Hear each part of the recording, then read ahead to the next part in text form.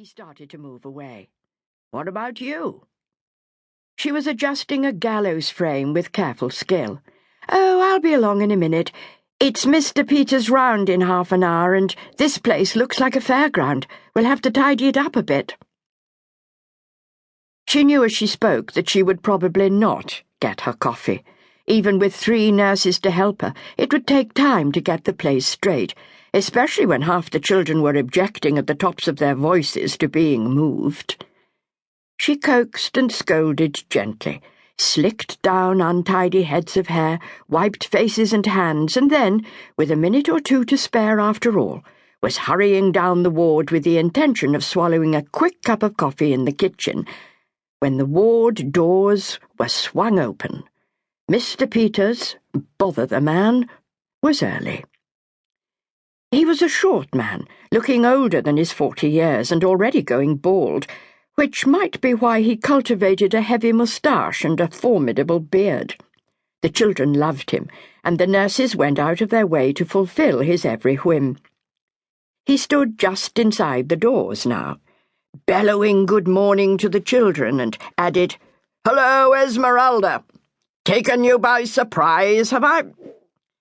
She fetched up in front of him and said, "Good morning, sir," in an unflurried manner, and added, "I'll fetch Sister.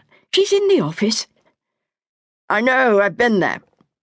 I thought you might like to know that I brought someone with me. I've known him for years. We were students together. He's over here doing a few odd jobs. Wanted to see the ward." His eye roamed round his surroundings. "Good Lord, girl. Sister Richard's been having a moving day. Where's Benny?" "Right at the other end, Mr. Peters. Sister thought that he might like to see out into the inner yard." Mr. Peters started up the ward. "I'll say hello to him while we're waiting," he declared. "You might as well come along too."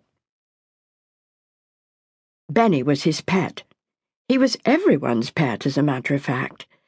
He'd come in weeks ago with a congenital dislocation of both hips, which was being painstakingly corrected by Mr. Peters' skilled surgery, and besides having the appearance of an angel, he behaved like one too. He was never put out, grisly or bored, and his cockney sense of humour could be relied upon to cheer up anyone within range of his strident little voice, even on the gloomiest of days.